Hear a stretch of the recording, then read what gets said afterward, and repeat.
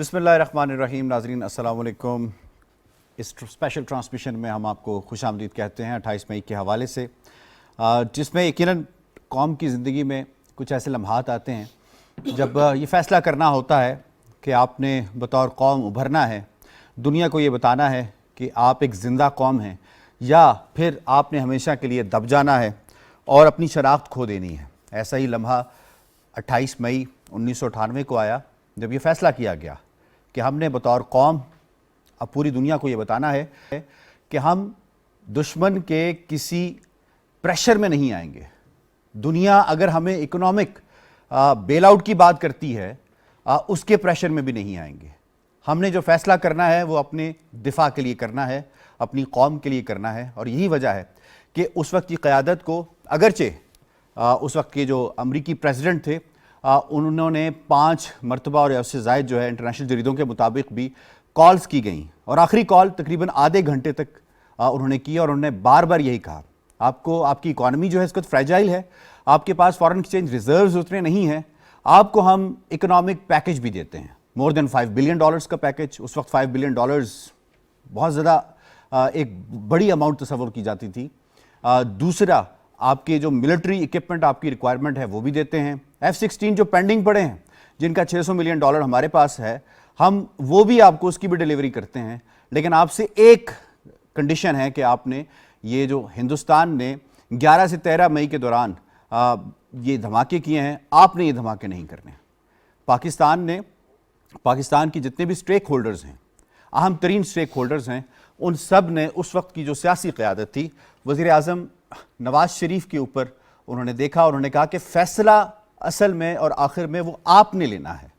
वज़ीर आज़म ने इन तमाम चीज़ों को, जो ऑफ़र्स थी, जो थ्रेट्स इंडिया की तरफ से बार बार आ रहे थे, उनका वज़ीर दिफा बार बार ये कह रहा था कि अब हम जौहरी ताकत बन चुके हैं, दुनिया में हमने ऐलान कर दिया है, तो अब इस तरह करें कि फ़ौज कशी कर दें पाकिस्तान के ऊपर, और फ़ौज के पास जो असलहा है उसको एटमी हथियारों से लैस करें और ख़त्म कर दें ये सारा मामला। LK अडवाणी जो उनका वज़ीर दाखिला था उस वक्त, वो भी यही बातें कर रहा था। तो एक तरफ प्रेशर था, दूसरी तरफ पैकेजेस थे, ये फ़ैसला लिया गया, और ये फ़ैसला जब लिया गया तो ऐसे धमाके किए गए, चागी का इंतखाब किया गया, उसकी प्रिपेयर्डनेस के ऊपर तकरीबन 2 अशरों से ज़ायद जो है वक्त लगा। हमारे साइंसदान उसका क्रेडिट उनको जाता है, हमारी अफवाज को उसका क्रेडिट जाता है, सियासी क़यादत को जिसने ये बोल्ड डिसीजन लिया उसका क्रेडिट जाता है। और उसके बाद जो दुनिया के हालात बदले, जो टाइमिंग थी बड़ी इंपॉर्टेंट थी, क्योंकि 1974 के अंदर जब हिंदुस्तान ने ये पहला धमाका किया और उसके बाद उसने दावे किए, पाकिस्तान के ऊपर प्रेशर बिल्ड किया, उसके बाद से पाकिस्तान के लिए बहुत सी मुश्किलात बन गई थी। लेकिन जब 1998 में हुआ तो पाकिस्तान ने कहा कि we are not going to miss this train, और उसके बाद उन्होंने सारे प्रेशर्स भी होल्ड किए। आज हम सेलिब्रेट कर रहे हैं, आज का दिन सेलिब्रेशंस का दिन है, आज का दिन उस दिन को याद करने का दिन है कि पाकिस्तानी कौम जब फैसला करती है, पाकिस्तानी कौम के जो मुंतखब नुमाइंदे हैं जब ये फैसला करते हैं, तो उसके बाद फिर कुछ भी हो जाए उसके ऊपर डट जाते हैं और फिर वो काम कर दिखाते हैं। इस पे बात करने के लिए आज हमने स्टूडियोज़ में दावत दी है जनाब मोहम्मद अली साहब को, आप तजियाकार हैं, बहुत बहुत शुक्रिया। और डॉक्टर ज़फ़र नवाज़ जसपाल साहब को, आप तजियाकार हैं और इंटरनेशनल उमूर के ऊपर आपकी महारत है, बहुत बहुत शुक्रिया डॉक्टर साहब आपने हमें ज्वाइन किया। सैयद मोहम्मद अली साहब, सबसे पहले तो ज़रा हम इस दिन को सेलिब्रेट करने के हवाले से ज़रा बात कर लेते हैं। How important this day is for Pakistanis, for the nation? बहुत शुक्रिया कि आपने एक बहुत तारीख़ी दिन मुझे मदऊ किया अपने ख़यालात का इज़हार करने के लिए। मैं समझता हूँ जो पाकिस्तान की 75 साला तारीख़ है, उसमें ये पाकिस्तान की तारीख़ में बहुत अहम तरीन दिन है, तकरीबन 6-7 एतबार से। सबसे पहले तो ये कि हमारी जो तारीख़ है ऑब्वियसली उसमें बहुत कठिन और मुश्किल मराहिल से ये कौम गुज़री है, लेकिन ये जो 28 मई 1998 का दिन है, ये पाकिस्तान की तारीख़ में एक अहम तरीन दिन इस वजह से है कि इस दिन पाकिस्तान की क़यादत ने जो फ़ैसला किया कि पाकिस्तान ने आलमी दबाव में आए बग़ैर पाकिस्तान की कौमी सलामती के जो इम्पेरेटिव्स हैं, उसके पेश नज़र जो ताकत का तवाज़ुन है इस ख़ित्ते में, उसको मेंटेन करना है, उसको रेस्टोर करना है। ये एक बहुत इम्पॉर्टेंट बात है। سب سے پہلی بات یہ ہے کہ اگر عوامی سطح پہ دیکھا جائے تو اس نے ہماری قوم کا جو سر ہے وہ فخر سے بلند کر دیا. آج ایک پاکستانی جو ہے وہ پوری دنیا میں کہیں بھی ہو تو وہ اس بات پہ فخر کرتا ہے کہ اس کا تعلق ایک ایٹمی طاقت سے ہے. دوسری بات یہ کہ جو ہماری سفارتکاری ہے اس پہ بھی اس نے بہت گہرے اثرات مرتب کیے. ہمارے جو سفارتکار وہ دنیا کے کسی بھی طاقت سے ڈیل کر رہے ہوں اور کسی بھی معاملے پہ وہ فورن پالیسی کے حوالے سے دوسرے ممالک سے ملٹی لیٹرل یا بائی لیٹرل لیول پہ نیگوشیٹ کر رہے ہوں تو ان کو ایک مزید اعتماد حاصل ہوا کہ وہ ایک ایٹمی طاقت کے سفارتکار ہیں اور وہ پریشر کو اس طرح سے ہینڈل کرتے ہیں تو ان میں بھی مزید اعتماد آیا. تیسری بات ہماری روایتی سلامتی جس کو کہتے ہیں ٹریڈیشنل سیکیورٹی, اس کے کانٹیکس میں دیکھا جائے تو ہم نے ایک کریڈیبل منیمم ڈیٹرنس کی کو اچیو کیا, یعنی کہ جس کے ذریعے بھارت کے لیے روایتی جنگ پاکستان پر یا ایٹمی ہتھیاروں کا استعمال پاکستان کے لیے تقریباً ناممکن بنا دیا گیا. لیکن ساتھ ہی ساتھ جو کوئکلی میں یہ بتاتا چلوں آپ کے ناظرین کو کہ ایک تو روایتی سلامتی ہے لیکن جو غیر روایتی سلامتی ہے جس کو نان ٹریڈیشنل سیکیورٹی کہتے ہیں اس کے حوالے سے بھی بہت کم لوگ یہ جانتے ہیں کہ پاکستان کے ایٹمی پروگرام کا بہت اہم رول ہے 4 شعبوں میں. آپ جانتے ہیں کہ پاکستان میں توانائی کا بہت بڑا ایک چیلنج رہا ہے اور چونکہ ڈیمانڈ بڑھتی جا رہی ہے آبادی کے ساتھ بھی اور معیار زندگی میں جو تبدیلیاں آ رہی ہیں اس کی وجہ سے, تو آج کے دن اس وقت تقریباً 3256 میگا واٹ جو بجلی ہے وہ ہمارے جو سویلین نیوکلیئر ریئیکٹرز ہیں ان کے ذریعے سے نیشنل گریڈ میں شامل کی جا رہی ہے. بہت کم لوگ یہ جانتے ہیں, لوگ سمجھتے ہیں کہ بجلی جو ہے پانی سے یا گیس سے یا تھرمل سے کرتے ہیں, اور اس کے ساتھ ہی ساتھ آپ دیکھیں کہ صحت کے شعبے میں بھی اور خوراک کے شعبے میں بھی بڑا امپورٹنٹ رول ہے اس کا. ڈاکٹر صاحب اگر اس وقت کے حوالے سے خاص طور پہ بات کی جائے, میں نے ذکر کیا کہ اتنی مرتبہ متعدد مرتبہ کالز کی گئیں پریزیڈنٹ آف یونائٹڈ اسٹیٹس کی جانب سے, وزیر اعظم نواز شریف کو بار بار کالز کی گئیں کہ آپ رک جائیں, ہم آپ کو جو ریکوائرڈ ہے جو چیزیں کنڈیشنز ہیں وہ ریکوائرڈ ہے. کتنا پریشر اس وقت کے لحاظ سے تھا پاکستان کے اوپر, اور پاکستان نے اپنی سفارتکاری سے ہی اپنی بولڈنس سے ہی اور دوسرے معاملات کو دیکھتے ہوئے کس طرح اس کو ٹیکل کیا؟ دیکھیں ایک چیز تو ہمیں کلیئر ہونی چاہیے کہ پاکستان جو ہے وہ دنیا کا 5واں 6واں بڑا ملک ہے, اور نیوکلیئر پروگرام جو پاکستان کا ہے وہ 98 میں بہت پریشر ہے جس طرح آپ نے شروع میں فرمایا, مگر جب سے ہمارے پروگرام کی بھنک پڑی ہے امریکنز کو 1972 سے اور خاص طور پہ 74 آنورڈ, انہوں نے ڈپلومیٹیکلی بھی اور پریکٹیکلی ہمارے پہ بہت پریشر ڈالا. اگر آپ دیکھیں کہ 76 79 سمنٹن گلین امینڈمنٹس میں ہمیں بالکل کرش کر دیا گیا اکنامکلی, اس کے بعد پریسولر امینڈمنٹ کے تھرو, اور پھر 98 میں آپ نے جس طرح کہا جس وقت نواز شریف صاحب یہ فیصلہ کر رہے تھے اس وقت بھی ہمارے پہ سینکشنز تھیں نیوکلیئر ریلیٹڈ, اور ہمارے پہ بہت پریشر تھا اور اکنامکلی ہم کافی برے حالات میں پھنس چکے تھے, اور بڑا لکھا ہوا نظر آ رہا تھا کہ کیا ہم نے اکنامک پراسپیرٹی یا کچھ عرصے کی جو ایک ایڈ ہے اس پہ رہنا ہے, یا ہم نے اپنے دفاع کو سسٹینیبل سیلف ساورن ڈیفنس کی طرف جانا ہے. تو میرا خیال ہے کہ اس وقت پرائم منسٹر صاحب, ان کی ٹیم, یا اس وقت کے جو بھی ایک ڈسکورس تھا اس میں یہ کنسنسس ملک میں آیا کہ نہیں ہمیں اپنے ساورن دفاع کی طرف جانا ہے, نہ کہ صرف چند سالوں کے لیے اس طرح کے اکنامک ایڈ پیکج لینا ہے. ٹھیک ہے. اور اس کے بعد ہم نے دیکھا کہ جس طرح بھی آپ نے ان کے ڈیفنس منسٹر کا کہا, پاکستان کے پاس 83 سے نیوکلیئر ڈیٹرنٹ کیپیبلٹی آ چکی تھی جب ہم نے کولڈ ٹیسٹ کر لیا, مگر اس کے بعد 11 مئی کے بعد کی ڈیولپمنٹ ہے, خاص طور پہ جو 18 مئی میں کی سٹیٹمنٹ آتی ہے اڈوانی کی, اس سے یہ سمجھ آنے لگ پڑا کہ انڈیا مس کیلکولیٹ کر رہا ہے. وہ ہماری جو 1983 کا کولڈ ٹیسٹ ہے, حالانکہ ہمارا یورینیم بیسڈ تھا, پوری دنیا کو معلوم تھا کہ ہمارے پاس ویپن ہے یا ویپن کی کیپیبلٹی ہے, دو کہ نان ٹیسٹڈ ہے, اور یورینیم کی ٹیسٹنگ کی ضرورت نہیں ہوتی. جو ہیروشیما پہ یوز ہوا تھا وہ بھی نان ٹیسٹڈ تھا. تو اس کے باوجود ایک سگنلنگ ہوتی جو محمد علی صاحب نے پہلے کہا کہ ڈیٹرنس کے لیے, تو وہ کمپرومائز ہوگی جب اڈوانی نے کہا کہ ساؤتھ ایشیا کی اسٹریٹجک انوائرمنٹ چینج ہو گئی ہے اور آپ اپنی کشمیر پہ پالیسی ریوائز کریں.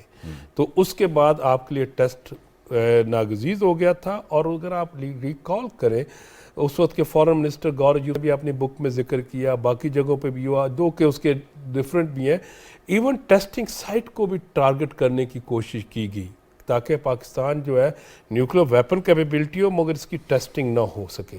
تو وہ جو 27 اور 28 کی اگر رات کی ڈیولپمنٹس ہیں ان کو دیکھیں تو ہائی الرٹ تھا.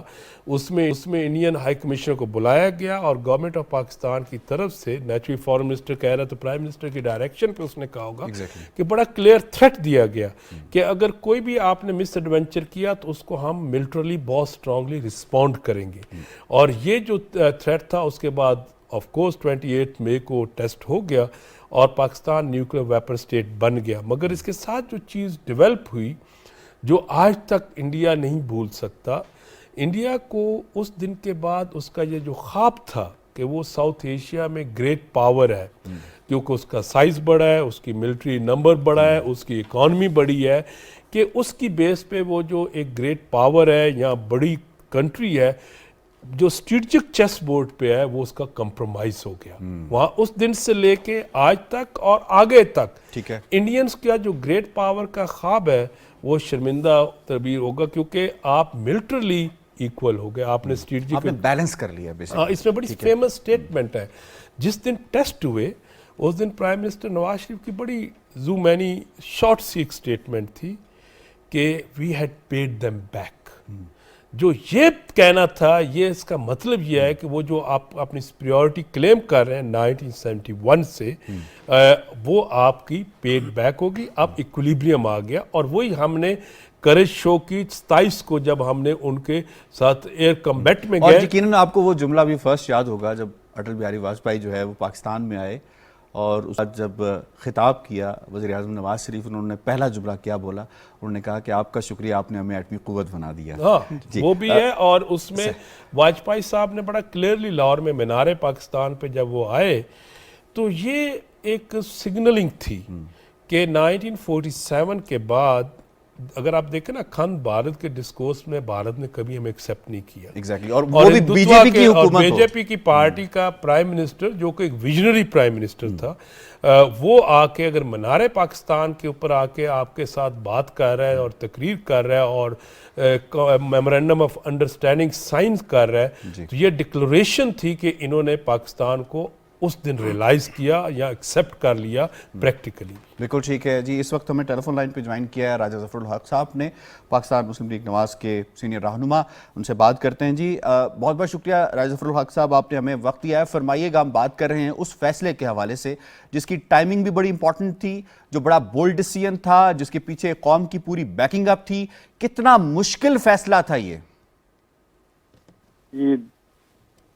جی رائے صاحب آواز آ رہی ہے آپ کو؟ جی آ رہی. ایک طرف تو بڑی طاقتوں کی طرف سے ہمارا رابطہ میں منقطع ہو گیا ہے. جی ہیلو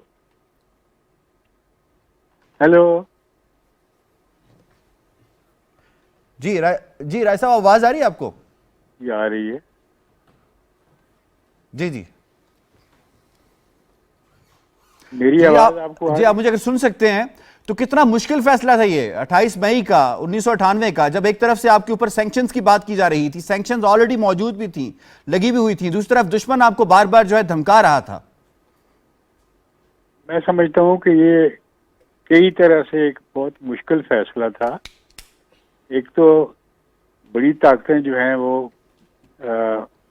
پرسویٹ کر رہی تھی کہ آپ ہم سے امداد لے لیں, مالی منفیت لے لیں پاکستان کے لیے, اور وہ بلینز آف ڈالرز کی وہ بات کر رہے تھے. جی. اور دوسری طرف وہ یہ بھی کہہ رہے تھے کہ اگر سینکشن آپ پر لگ گئی تو آپ کو بہت نقصان ہوگا. تو دونوں لحاظ سے بہت تکلیف دہ تھا, لیکن نواز شریف صاحب نے ان دونوں چیزوں کو ٹھکرایا اور یہی کہا کہ میں وہی فیصلہ کروں گا جو پاکستان کے حق میں ہوگا. صحیح. تو انہوں نے پھر یہ پہلے کابینہ سے, پھر اس کے بعد سرسے چیف سے اور باقی لوگوں سے مشورہ کرنے کے بعد اعلان کر دیا کہ انڈیا نے اگر 5 دھماکے کیے ہیں تو آپ 6 کر دیں. ٹھیک. تو پہلے 5 کیے گئے، پھر اس کے بعد وقفے سے 6 بھی کر دیا گیا. 30 مئی کو. یا ٹھیک ہے. اچھا ایسا اگر ہم بات کر لیں اس کی ٹائمنگ کے حوالے سے، یہ بھی کہا جاتا ہے کہ جی وہ وقت جو تھا وہ بڑا امپورٹنٹ تھا، اس کے بعد کے حالات جس طرح سے دنیا میں تبدیل ہوئے، کیا اگر یہ فیصلہ اس وقت نہ لیا جاتا تو اس کے بعد پاکستان کے لیے ممکن تھا اس طرح کا کوئی فیصلہ لینا؟ یہ میں کئی سالوں سے یہ کہہ رہا ہوں کہ اگر اس وقت میاں صاحب یہ ایک دلیرانہ فیصلہ نہ کرتے تو اس کے بعد ہو ہی نہیں سکتا تھا، کیونکہ پاکستان کی پوزیشن کئی لحاظ سے پھر کمزور ہوتی گئی. ٹھیک ہے. اس کے بعد کہ اگر آپ تھوڑے سے حالات کے حوالے سے بات کریں، یہ بھی کہا گیا یقیناً تھوڑی، کیونکہ آپ تاریخ کو جو پاکستان کی سیاسی تاریخ اس کو بہت اچھی طریقے سے جانتے ہیں کہ اس میں جتنے بھی سٹیک ہولڈرز آئے، چاہے وہ ملٹری کی شیپ میں آئے، چاہے وہ ذوالفقار علی بھٹو شہید کے حوالے سے بات کی جائے، اس کے بعد کی جو قیادت آئی، ان سب نے اپنا اپنا کردار اس کے اندر ادا کیا. یہ کہا گیا کہ گھاس کھا لیں گے لیکن ایٹم بم ضرور بنائیں گے، لیکن اس کے بعد یقیناً قوم کے لیے اتنی مشکلات پیدا نہیں ہوئی جتنی کہ اینٹیسپیٹ کی جا رہی تھی، کیونکہ ایک فریم ورک موجود تھا، ایک کنٹیجنسی پلان موجود تھا آپ کے پاس. اصل میں ابتدا جو ہے وہ تو بلا شبہ شہید ذوالفقار علی بھٹو صاحب نے کی، اور ڈاکٹر قدیر صاحب کو انہوں نے انگیج کیا، اور ان کو تمام سہولتیں دینے کا بھی اس معاملے میں جو کچھ بھی ان کا پروگرام تھا اسے پورا کرنے میں ہر لحاظ سے ان کو پروٹیکشن بھی دی اور اس کے لیے سہولتیں بھی فراہم کی. اور انہوں نے بھی بغیر کسی بیرونی طاقت کی امداد کے، کیونکہ اکثر آپ دیکھتے ہیں کہ جتنے ممالک کے پاس ایٹمی پروگرام تھے یا ہیں، انہوں نے کسی دوسری ایٹمی طاقت سے وہ لی، ٹیکنالوجی بھی لی اور مدد بھی لی، لیکن انہوں نے کوئی کسی اور ملک سے کوئی مدد نہیں لی. اور ڈاکٹر صاحب نے ایک ایسی ٹیم بنائی جس نے پھر اپنا کام خود اپنے وسائل سے کھڑے ہو کر پورا کیا. ٹھیک ہے. ظفر الحق صاحب اگر آپ بات کر لیں آج کے حالات کے حوالے سے، آج ہمیں پاکستان کو اکنامکلی ناقابل تسخیر بنانا ہے، یعنی بار بار ہم آئی ایم ایف کی طرف جاتے ہیں، ورلڈ بینک کی طرف جاتے ہیں، کبھی ری شیڈیولنگ کی طرف جاتے ہیں، کبھی کہتے ہیں مزید لون دے دو. اس وقت کیونکہ ہم نے ایک مشکل وقت گزارا، فیصلہ کیا، پاکستان کو ناقابل تسخیر بنایا دفاعی لحاظ سے، اس وقت کتنی ضرورت ہے کہ تمام سٹیک ہولڈرز ایک پلیٹ فارم پہ ہوں اور اکنامک ایک پلان تشکیل دیں جس کو کوئی ڈسرپٹ نہ کر سکے؟ یہ بہت اچھی بات ہے اور ایک آئیڈیل ٹارگٹ ہے جس کو اچیو کرنے کے لیے سب کو اپنا حصہ ڈالنا ہوگا. اور میں سمجھتا ہوں کہ بہت ہی جس دن یہ دھماکے ہوئے اسی دن شام کو میاں نواز شریف صاحب نے وہ اپنی تقریر میں یہی کہا تھا کہ یہ تو مرحلہ طے ہو گیا ہے، لیکن اب ہمیں اقتصادی دھماکہ کرنا ہوگا، پاکستان کو اقتصادی طور پر اپنے پاؤں پر کھڑا کرنا ہوگا. تو یہ تو اسی وقت سے محسوس کیا جا رہا تھا. صحیح. جی ہاں. ٹھیک ہے. ظفر الحق صاحب بہت بہت شکریہ ہم سے بات کرنے کے لیے. آپ کی طرف میں آتا ہوں سید محمد علی صاحب. ٹائمنگ کے حوالے سے میں نے رائے صاحب سے حوالے سے بھی بات کی، اس کے بعد سے جو دنیا میں حالات بدلے، 9/11 ہوا، پھر دہشت گردی کا ایک نیریٹو قائم کیا گیا، پھر بالخصوص مسلمانوں کو ٹارگٹ کیا گیا، سارا وقت پہ فیصلہ کتنا اہم تھا اس وقت؟ آئی تھنک یہ بہت امپورٹنٹ بات ہے، کیونکہ جیسے ڈاکٹر جسپال نے بھی کہا کہ ہم نے یہ تصویراتی صلاحیت اس سے بہت پہلے حاصل کر لی تھی. لیکن اگر میں ایک چوٹی کے جو سائنسدان ہیں جو کہ اس پروگرام سے منسلک رہے ہیں ان کو میں کوٹ کر سکوں، ڈاکٹر سمر مبارکمند، انہوں نے ایک دفعہ ان سے پوچھا گیا کہ یہ جب ان کو بتایا گیا کہ انڈیا نے دھماکہ کر دیا ہے، تو جن صاحب نے ان کو بتایا تو انہوں نے ان کو مبارکباد دی کہ جی آپ کو بہت بہت مبارک ہو کہ انڈیا نے یہ دھماکہ کر دیا ہے. تو انہوں نے کہا آپ تو پاکستان کے ایٹمی سائنسدان ہیں، آپ مبارکباد کیوں دے رہے ہیں؟ انہوں نے کہا کیونکہ اب آپ کو موقع مل گیا ہے کہ آپ اس کا جواب دے سکیں.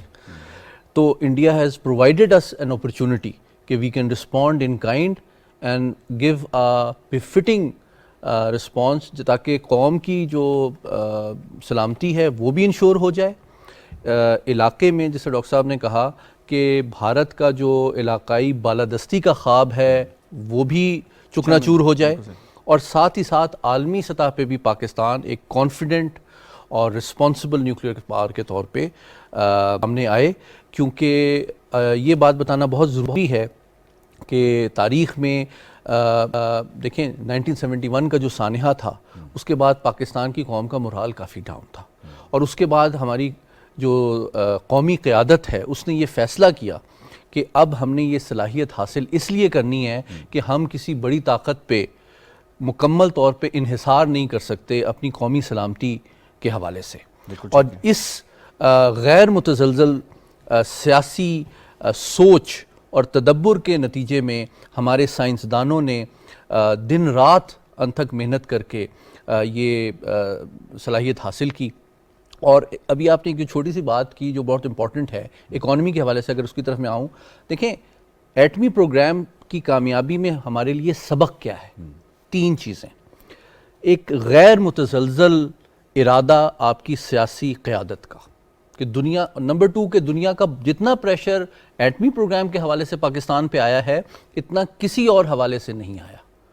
اور چاہے یہ 17 کا گلین سمنگٹن ہو, چاہے پریسلر ہو, چاہے اس کے بعد چیزیں ہوں AQ خان کے حوالے سے ہوں, UN کی کوئی ریزولوشن ہو, جتنا پریشر ہم نے نیوکلیئر پروگرام کے حوالے سے لیا ہے یہ ہمارا اسٹریٹجک کیریکٹر شو کرتا ہے کہ ہماری قوم جب ہماری سیاسی قیادت جب ارادہ کر لے, ہماری قوم جب متحد ہو کے اپنے علم, شعور اور اپنی محنت کو متزلزل اور مسلسل انداز میں چلائے تو ہم کوئی بھی اہداف جو ہے وہ حاصل کر سکتے ہیں. تو یہی ایٹیچیوڈ اور اپروچ اگر ہم اپنے معاشی چیلنجز اور قوم کی سوشیو اکنامک ڈیولپمنٹ کی طرف اپنائیں تو کوئی وجہ نہیں کہ جس طرح پاکستان دنیا کی ایک بڑی ایٹمی طاقت ہے اسی طرح ہم ایک معاشی طاقت بھی بن سکیں. بالکل ٹھیک ہے. ڈاکٹر صاحب, اکثر بات کی جاتی ہے ہندوستان کی جانب ایک پروپیگنڈا کیا جاتا ہے کہ جی شاید سیف نہیں ہے, ہمارا پروگرام سیف نہیں ہے, اور کتنا سیف ہے یہ پروگرام ہمارے ناظرین کو بتائیے, اور انٹرنیشنلی اس پہ کتنی زیادہ اکنالجمنٹ آ چکی ہے, کتنا ایکسیپٹ ہو چکا ہے کہ ہمارا nuclear program is the most safest. دیکھیں جو کسی بھی نیوکلیئر پروگرام کو ہم انالائز کرتے ہیں نیوکلیئر سٹڈیز میں, ہم لیڈرشپ سے لے کے اینڈ تک, جو لوور اینڈ تک, اور جو آپ کی اسٹریٹجی ہے اس کو مد نظر رکھتے ہیں.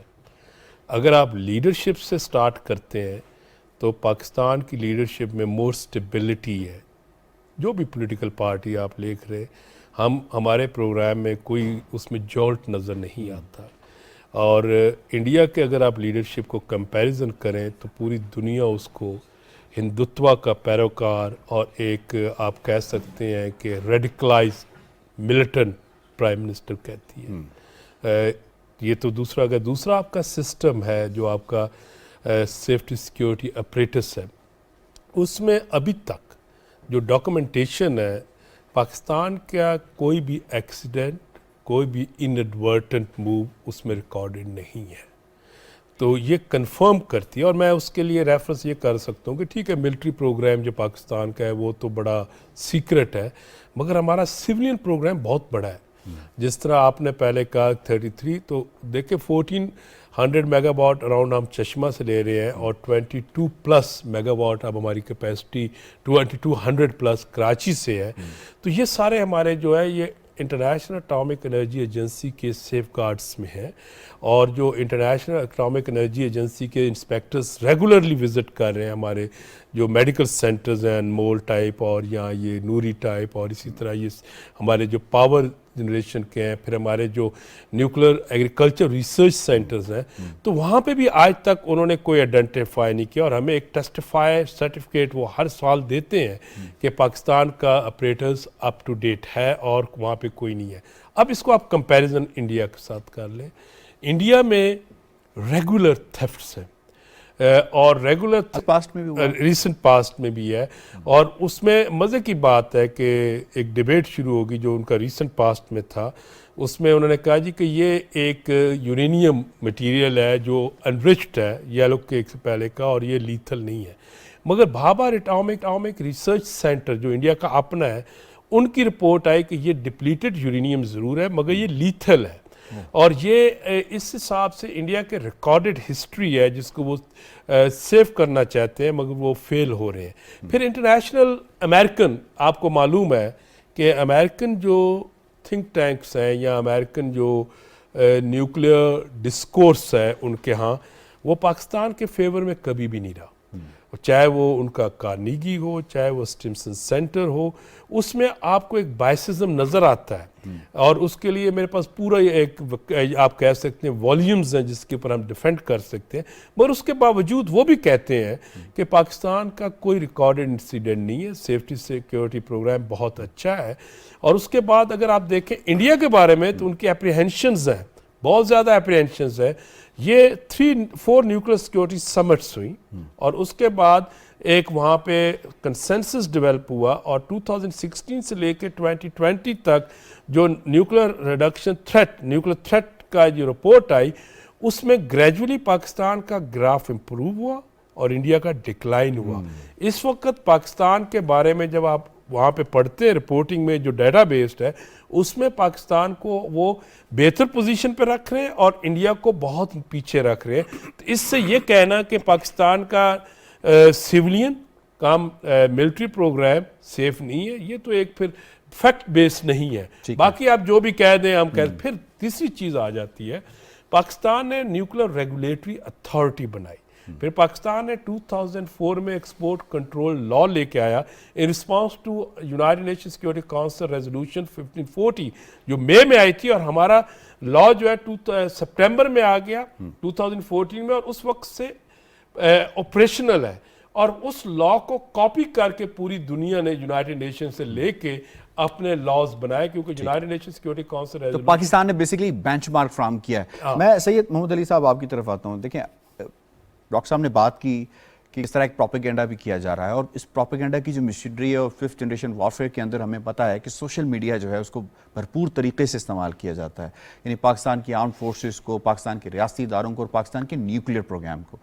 آج کی کتنی ضرورت ہے اس بات کی کہ ہمارے نوجوان کو پتہ ہو کہ آپ ایک ایٹمی قوت ہیں، اس کا مطلب کیا ہے، آپ دنیا میں کتنے ان چند ممالک میں، معدود چند ممالک میں سے آپ کا شمار ہوتا ہے۔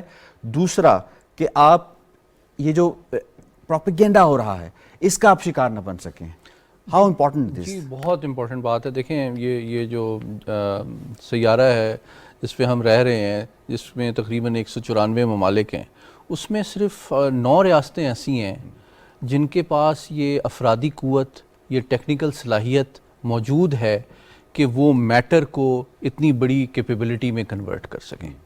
تو یہ انسان کے علمی دسترس کا اور بہت بڑا ایک ثبوت ہے، اور ہماری قوم کو اور ہمارے نوجوان کو یہ بات سمجھنا بہت ضروری ہے کہ نہ صرف یہ کہ یہ پاکستان کے لیے ایک بہت بڑا سرمایہ افتخار ہے، بہت بڑا فخر کا معاملہ ہے، لیکن ساتھ ہی ساتھ اس کے ساتھ ہمارے اوپر کچھ ذمہ داریاں بھی عائد ہوتی ہیں۔ جیسے ڈاکٹر صاحب نے ابھی تفصیل سے احاطہ کیا کہ ہمارا جو تصویراتی بیہیویئر ہے، ہمارا جو اسٹریٹجک بیہیویئر ہے، ہمارا جو سیفٹی اینڈ سیکیورٹی کا ریکارڈ ہے، وہ ورلڈ کلاس ہے۔ ہم کئی ممالک کو سیفٹی سیکیورٹی کے معاملات میں ٹریننگ بھی دیتے ہیں جو لوگ نہیں جانتے۔ کئی ممالک کے سائنسدان انجینئر آ کے پاکستان میں ٹریننگ حاصل کرتے ہیں نیوکلیئر سیفٹی سیکیورٹی کے معاملات پہ۔ جو بین الاقوامی ادارہ ہے ایٹمی توانائی کے تعاون کا، international atomic energy agency, Pakistan کو IAEA، اس کو پاکستان کو یہ شرف حاصل ہوا ہے کہ 3 دفعہ پاکستان کے ایٹمی توانائی کے ادارے کے سربراہ کو اس عالمی سطح پہ اس کے بورڈ آف گورنر کی سربراہی کا اعزاز حاصل ہوا ہے۔ اور یہ ہمارے پاکستانی نوجوان کو پتہ ہونا چاہیے، ضروری۔ اچھا، جو دنیا کی کٹنگ ایج ریسرچ ہو رہی ہے جس میں 26-27 ممالک انوالو ہیں، CERN، اس میں پاکستان کا بڑا کنٹریبیوشن ہے۔ تو ہمیں یہ بہت امپورٹنٹ اپنے نوجوان کو بتانا اس لیے ضروری ہے کہ نہ صرف کہ اس کے اندر یہ اعتماد آئے کہ اگر ہم محنت کریں اور جہد مسلسل کے ساتھ ہم کوئی بھی چیز حاصل کرنا چاہیں تو ہم دنیا کی کسی قوم سے کمتر نہیں ہیں، نمبر 1۔ نمبر 2 یہ کہ آپ کو یہ جو نیوکلیئر پروگرام ہے جس کے مختلف پہلو ہیں, تصویراتی پہلو بھی ہے, توانائی کا پہلو ہے, خوراک کا پہلو ہے, صحت کا پہلو ہے. جی, تو اس میں بہت سے ایسے شعبے ہیں جس میں ان کے لیے اپرچونٹیز بھی پرووائڈ کر رہی ہیں. آپ اگر سوشل سائنٹسٹ ہیں, اگر آپ نیچرل سائنٹسٹ ہیں, آپ اپلائیڈ سائنٹسٹ ہیں, آپ انجینئر ہیں, تو اس میں آپ کو ایک بہت رسپیکٹیبل اور ایک ریوارڈنگ اور سیکیور کیریئر بھی اویلیبل ہے. اور تیسری بات یہ کہ جو عالمی سازشوں کے تحت جو ممالک نہیں چاہتے کہ پاکستان کے پاس یہ صلاحیت رہے یا اس کو ایک ذمہ دار ایٹمی قوت سمجھا جائے, ان کا جو پروپیگنڈا ہے اس کو بھی سمجھنے کی ضرورت ہے. جیسے ڈاکٹر صاحب نے بڑا تفصیل سے احاطہ کیا کہ زمینی حقائق کیا ہیں اور نیریٹو اور پروپیگنڈا کیا ہے, جس کا اس سے کوئی تعلق نہیں ہے. دوسری طرف جو ہمارا مشرقی ہمسایہ ہے, نیوکلیئر بیہیویئر اس کا سب سے ارسپانسبل ہے 3 پہلو سے. نمبر 1, ایک تو ان کی جو قیادت ہے وہ ایک انتہا پسندانہ سوچ کے اندر ہے. اکھنڈ بھارت کا ایک کانسیپٹ ہے, ناٹ جسٹ دیٹ, اس میں ایک تنگ نظری اور نفرت ہے دوسرے ممالک کے ساتھ. ٹھیک ہے, اور چاہے وہ فروری 2019 کی ایک غیر ذمہ دارانہ کوشش ہو بالاکوٹ پہ حملہ کرنے کی, چاہے 98 کے ٹیسٹ ہوں, اس کے دوران بہت ساری ان کی غیر, ابھی ایک میزل چل گیا ان کا غیر, تو آپ سوچیں ایک ایٹمی طاقت کے اختیار میں نہیں ہے, کسی دن اس کا میزل لانچ ہو سکتا ہے. اور اس میں تو وار ہیڈ نہیں تھا کہ وار ہیڈ بھی چلا سکتے. جی, تو اس سے آپ اندازہ لگائیں کہ کتنا غیر محتاط اور غیر محفوظ ان کا پورا پروگرام ہے, چاہے وہ میزل سے ریلیٹڈ ہو, نیوکلیئر سے ریلیٹڈ ہو. کئی دفعہ ان کا یورینیم جو ہے وہ کہیں ورکشاپ میں ملتا ہے, کبھی اسمگل ہو رہا ہوتا ہے. آئی ڈونٹ نو کہ وہ بلیک مارکیٹ سے اس کے تعلقات ہیں یا نہیں ہیں. ٹھیک ہے, تو دنیا کے لیے بڑا ضروری ہے کہ جو اپنی کوتاہ نظری کے تحت اپنے شارٹ ٹرم آبجیکٹیوز کے لیے یا لمیٹڈ معاشی مفادات کے لیے بھارت کے ساتھ انتہائی حساس ایٹمی ٹیکنالوجی شیئر کر رہی ہے نیوکلیئر ڈیلز کے ذریعے, ان پہ یہ ذمہ داری عائد ہوتی ہے کہ جو بھارت کی انتہا پسندانہ سوچ ہے, اس کا غیر ذمہ دارانہ تصویراتی بیہیویئر ہے, غیر محفوظ پروگرام ہے, ان حقائق کو سامنے رکھ کے ان کے ساتھ جو ایٹمی شعبے میں اور میزل شعبے میں جو تعاون ہے اس پہ نظر ثانی کرے. کیونکہ یہ کل کو ضروری نہیں ہے کہ پاکستان کے خلاف ان کا میزل چل گیا, ہو سکتا ہے کل کو چائنا کے خلاف چل جائے, پرسوں کو کسی اور ملک کے خلاف چل جائے.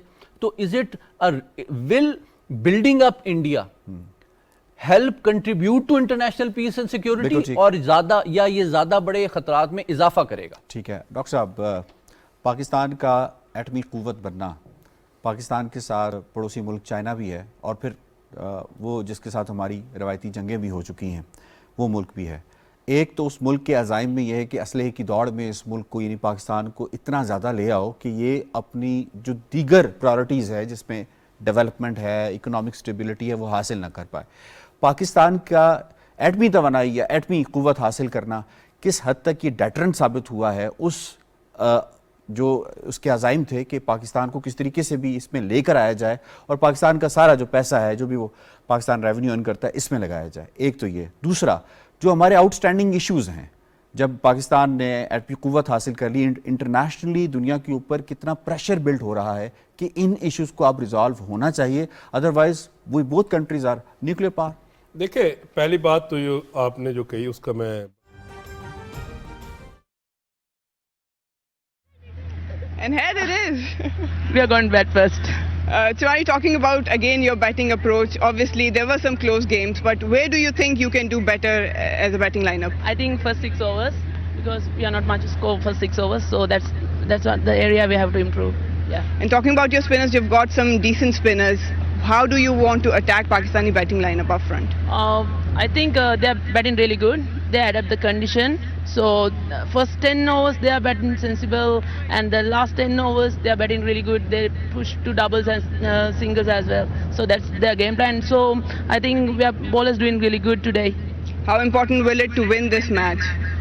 This is very important for us because we have lost 2 games, but the ODI series started next week. So this is really crucial game for us for the preparation for the ODI tournament.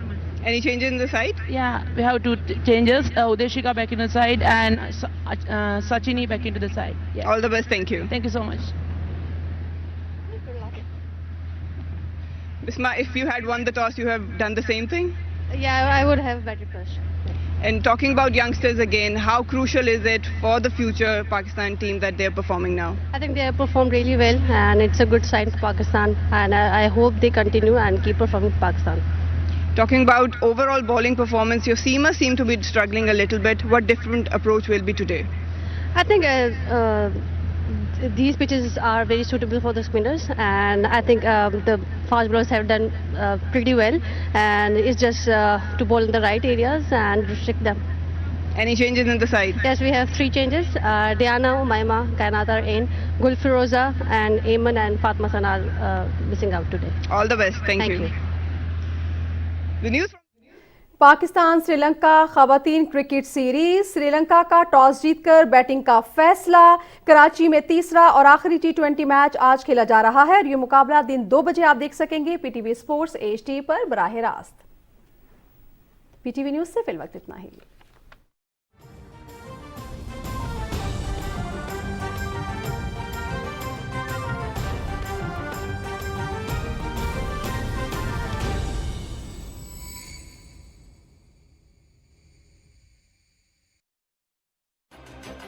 मई एक तारीख़ी दिन है पाकिस्तान की तारीख़ में, क्योंकि इस वक्त उस दिन जो है वो एटमी धमाके हुए थे, पाकिस्तान एटमी एक क़ुव्वत बना था।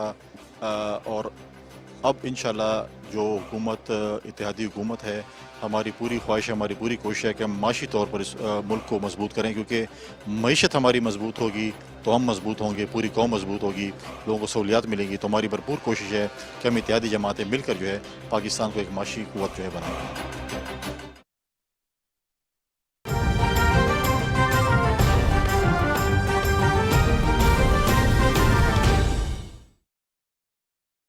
कम्युनिटी को अपनी टर्म्स एंड कंडीशंस पे भी देखते हैं। हमें 9 सलाला पे हमारी पोस्ट उड़ाई थी, उसके बाद सिर्फ हमने सिग्नलिंग की। हम भी इंटरनेशनल इंटरकॉन्टिनेंटल बैलिस्टिक मिसाइल के बारे में सोच सकते हैं।